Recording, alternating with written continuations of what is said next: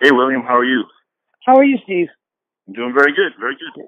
Excellent. Thank you so much for giving us 15 minutes of your time. I really appreciate it, man. I really do. It's no problem. Thanks for giving us your time. Oh, no, it's my pleasure. I'm going to get right into it. So, Okay. what was the process for writing this? Because, this being, another one of the films that you've directed, what was the process with writing something like this? Well, I had always sort of wanted to do a film sort of set along the California coast. I love the California coast from LA, all the way up.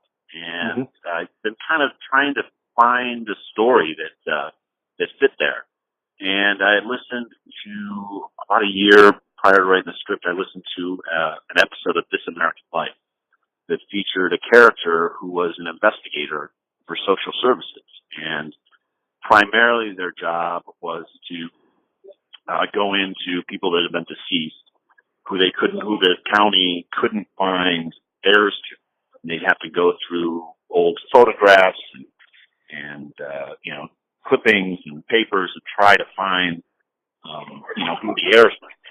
And I thought that was a really cool character. It, seemed to have a lot going for it. So I kind of combined that. I sort of took a character like that. Claire in the movie plays an investigator for social services. And I thought, well, let's, have her investigate a murder.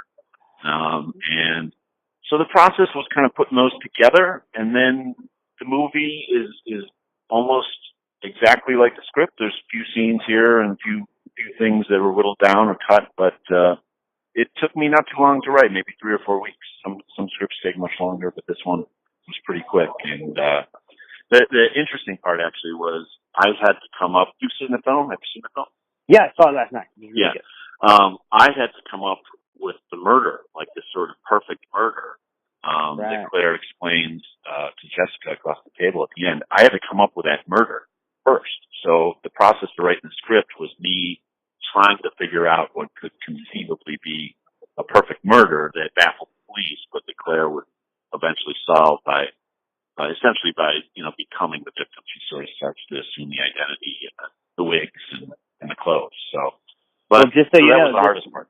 Just so you know, this is recorded, so if ever they need to investigate it, you're probably the primary suspect, Steve. Yes. Now, a follow-up to that, what's the difference between something like this or The Big Empty, where you're behind the camera, as opposed to watching someone else put your words to life?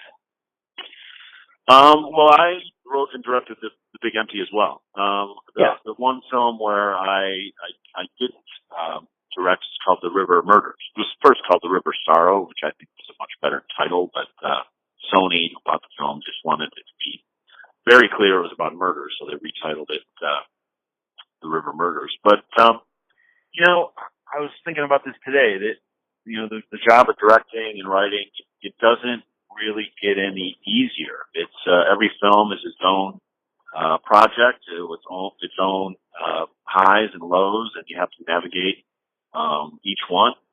Each one comes with, a set of problems that needs to be solved, and it's one thing that I really like about it. It's the first one is obviously, The Big Empty with Jon Favreau. We had a dynamite cast, all these great actors, and they made the project very easy. So even as a first-time director, I was working with very seasoned actors, and a lot of them. So it was fun, but it's still fun to this day. It's the process of writing and directing that I really enjoy, and hope to keep doing it. Nice. Well, Olivia is great in the film, and I think you did a great job sort of giving her the right direction. What's it like working with her, and what do you think of her as an actress in general? Olivia was fantastic. She's great in the film, but she was even, more open and receptive to when she came on. Her and I met a number of times. She had a bunch of her own ideas that we, put into the script and into the film. And she kept a notebook, for example, as Claire kind of created the backstory to the character. And I told her at one point, I said, look, I think that there should be things that Claire knows, things about Claire that she has secrets that even I don't know as the writer and as the director. So I thought it would be really interesting to let her kind of keep some of those secrets to herself that would inform the work. And she did that. To this day, I don't know some of the, secrets, not really secrets, but things about Claire's character that, Olivia based her performance on. So it was a joy to work with her. She was very open, and, we had a great time actually making this film. I really love it. You said that there's still elements that you don't understand about a character that you wrote. That just speaks to her preparation as an actress. Yeah, exactly. That's fantastic. So the film is produced by the Bogart Estate and Santana Films. This is not the first time you've worked with them. How did that relationship come about? Well, yeah, we've sort of rebooted Santana Films, which was Humphrey Bogart's company that he started in 1948. And we've done two films now, the White Orchid being the newest one, and then we did one called This Last Lonely Place about 3 years ago now. It came about very strangely. I had written a script for This Last Lonely Place about 4 years ago and decided to do a Kickstarter for it, just looking for $75,000. It was a script we were going to make for next to nothing. It was kind of before Kickstarter became annoying, when you had to annoy all your friends. Yeah. But about halfway through that, I had posted the script on the Kickstarter page thinking, hey, if anyone's going to donate, let them read the script, see if the script's any good. And, lo and behold, the Bogart estate, who runs the estate, is run by Stephen Bogart, son of Humphrey Bogart and Lauren McCall. And his business partner read the script, and they emailed me and said, what do you need? And I basically said, well, I'm looking for $75,000. And they said, well, we'll give you the $75,000. And it was a bit complicated because it was a Kickstarter. It could be an investment, and I already had some business deals based on it being Kickstarter funded. But they came on as executive producer. They have, 500,000, over 500,000 fans on Facebook. So when they sort of tweeted out and Facebooked about the Kickstarter, we hit the goal very quickly. And it's been great. They're really awesome to work with. They've become really good friends of mine. And we hope to, continue on with the tradition of it's loosely based on that we'd like to do films that Bogart might do if he was alive today, sort of mysteries from noir. Yeah, I think the White Orchid fits into that very well, actually, into that spirit. You ended up getting about $90,000, is that correct? We got, I think, $90,000 on the Kickstarter, and then with a little extra money that I put in and Bogart's put in, we shot Last Lonely Place for about $125,000. So. I've seen that movie. I have seen it. Yeah. And we shot it in 39 days, mind you. We shot 39 days on $125,000. That's such a tight window. I don't know how you did that. Well, it was great.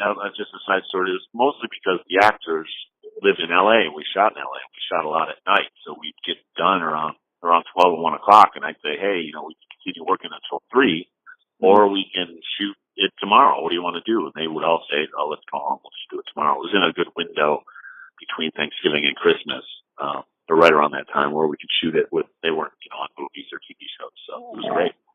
Yeah, and to know that fact is just unbelievable. Who are some of your inspirations as a writer or director? Oh, that's a good question. I love movies. Any movie that's, a good movie, I'm a fan of. I take a lot of inspiration from the older films, the old film noirs, Hitchcock, and those kind of classic films. And I like to kind of. Sorry. Go ahead. No, I was just going to say, would you say that some of your writing comes from Dashiell Hammett and the old film noir books and things like that? Yeah, Dashiell Hammett, Raymond Chandler, James Cain, and some of those movies that were based on that. Postman Always Returns Twice, Lady in the Lake, and Bogart, the Big Sleep. So it was kind of a kismet relationship to join up with the Bogarts because, those are the kind of fans that are the films that have always interested me. And I like, the Coen Brothers, obviously, and a lot of Scorsese, all the usual names. But yeah, it's hard to say influence. I kind of tend to make films that they're not typical sort of festival films. They're a little bit more broad and entertaining.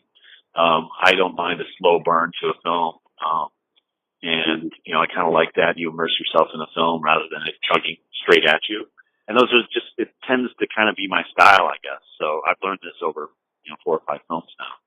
But, your pacing was very deliberate, but it was also the perfect pacing. So I got to give you that. I think you did a fantastic job with that. I'm a little disappointed in the lack of the use of the White Stripes song White Orchid in here. It would have been a good song to use. Yeah, that's true. Probably would have been expensive as well. Yes, yeah, it would have been your whole budget. Yeah. There's a question there's two things I usually close with. The first one is a question I ask every guest I ever interview, and that is, if you had the choice to only have to be able to do 2 films for the rest of your life, what 2 films would you select? Oh, that's a good one. That's a tough one. I mean, there's been a story this is off the top of my head, there's been a story I've been kind of working on. I've kind of have it plotted out as more of a limited series, but recently been thinking about doing just a feature. And it's a true story based on the mafia in my hometown of Rochester, New York in the 70s. There was a great, almost Shakespearean level drama where the local police chief detectives went after the big main mafia guy there, Sammy Gianello, and it's just such a great story. And who doesn't love a good mafia story? So that's one that's been percolating quite a bit. And it'd probably be a good project at some point to do a story about Bogart and Paul. It's one of the greatest Hollywood love stories. It would be challenging because who plays Bogart? He was such a recognizable and iconic person with quite a look and a sound. But I still think that's a great story. So I'll go with those 2 for now. All righty. So to close, why should people go see the White Orchid? Why should they go see this film? Well, I think people will really enjoy the White Orchid. It's sort of a slow burn murder mystery set on the California coast of Morro Bay, which is beautiful in its own right. The coast almost becomes the character. Morro Bay is very well known for the Morro Rock. It's this big rock that's a huge rock, more than a rock, and it's right at the tip of the bay. And, it just has great performances by Olivia Thirlby, John Carroll Lynch, Jennifer Beals. We have Nichelle Nichols from Star Trek fame. And it's a really engaging mystery. And who doesn't love a good mystery? So I think people would really enjoy it. I would agree. So for everybody out there, this has been Steve Anderson. He's a writer and director of the White Orchid, playing at the Santa Barbara International Film Festival. If you guys get a chance to check out his film, when will it be available for them to check out, and where? That's a very good question. We do have a sales agent now who's in the process of making some of the deals, but I don't have a firm date. I would guess the way these things go, it'll probably be somewhere people can watch it about 4 to 6 months. Probably be in all the usual places, Netflix and Amazon, all that sort of thing. That's perfect. Yeah. So fall, that's probably a perfect time for that movie to come out too. Yeah, exactly. Yeah. All right. Well, Steve, thanks so much for having me. I appreciate it. It's been my absolute pleasure, Steve. Thank you so much for your time, and we appreciate it. Everybody out there, have a great day. Bye. All right. Bye-bye.